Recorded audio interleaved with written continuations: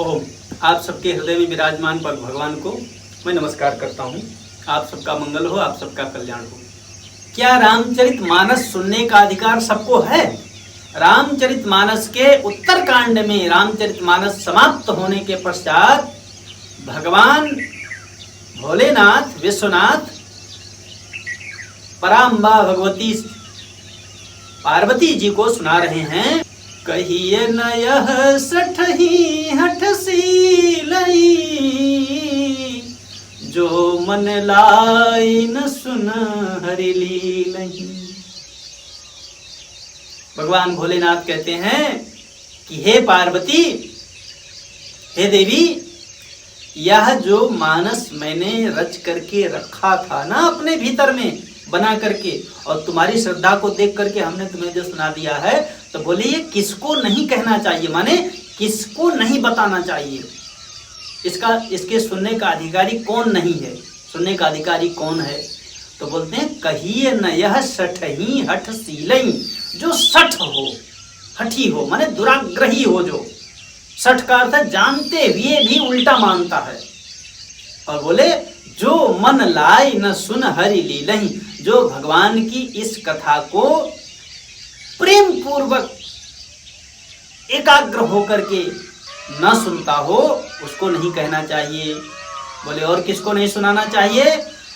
कहिए न लोभी क्रोधी कामी। बोले किसको नहीं कहना चाहिए? जो लोभी हो, लालची हो, जो उसको न सुनाओ। बोले जो क्रोधी है उसको भी मत सुनाना।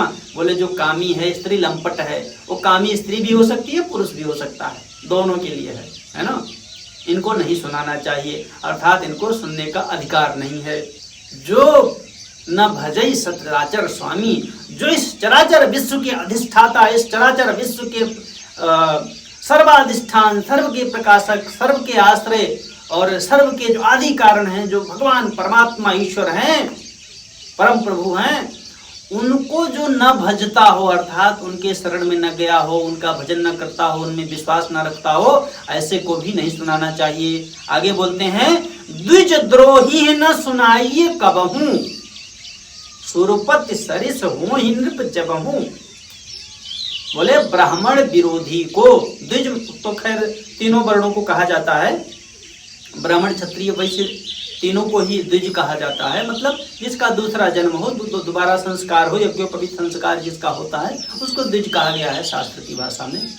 तो बोले द्विज द्रोही, जो पर यहाँ ब्राह्मण का ही अर्थ है, जो ब्राह्मण विरोधी है उसको मत सुनाओ। बोले चाहे वो जितना भी धनवान हो, सुरपति सरिस हो जब हो, वो चाहे देवराज इंद्र के समान राजा ही क्यों ना हो, फिर भी उसको मत सुनाओ अगर वो ब्राह्मण विरोधी है तो। अब बोले लेकिन सुनाओ किसको? तो बोले राम कथा के तेई अधिकारी। अब बता रहे हैं अधिकारी कौन है। बोले दिन कह सत्संगति अति प्यारी, प्राणों से भी अधिक प्रिय जिसे सत्संग। सत्संग मतलब ये बात करना नहीं, सत्संग का अर्थ होता है सत्य की प्रियता जिसके भीतर हो, जो सत्य के लिए अपने प्राणों का भी न्यौछावर कर दे, है ना। भगवान से प्रेम जिसका हो, वही इस कथा का, रामचरितमानस सुनने का अधिकारी है। अब आप सोचो जरा,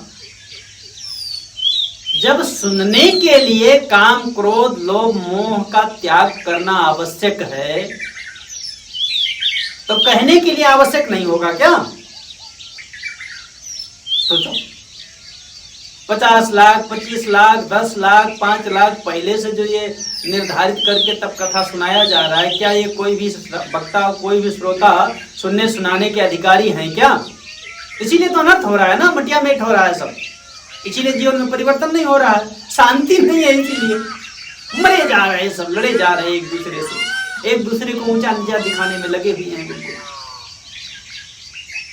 जातिवाद, ब्राह्मणवाद, जाने कौन कौन बात लाके खड़ा कर देते हैं सब, बस अपना अपना पेट भरने में सब लगे हुए हैं। आपकी कोई नहीं सोच सकता है, ना कोई सोच रहे हैं। आशा है कि किसको कहने का अधिकार है, किसको सुनने का अधिकार है, इस विषय में, रामचरितमानस के विषय में आपका संशय अवश्य दूर होगा इसको सुन करके। यदि अच्छा लगे तो अपने मित्रों को भी साझा कर सकते हो, चाहो तो इस चैनल से भी जुड़ जाओ। आप सबका मंगल हो, आप सबका कल्याण हो। सर्वसमर्थ भगवान आप सभी का परम मंगल करें। इसी सद्भावना के साथ आप सबके हृदय में विराजमान श्री भगवान को मैं नमस्कार करता हूँ। हरि ओम तत्सत, हरि ओम तत्सत, हरि ओम तत्सत। ओम।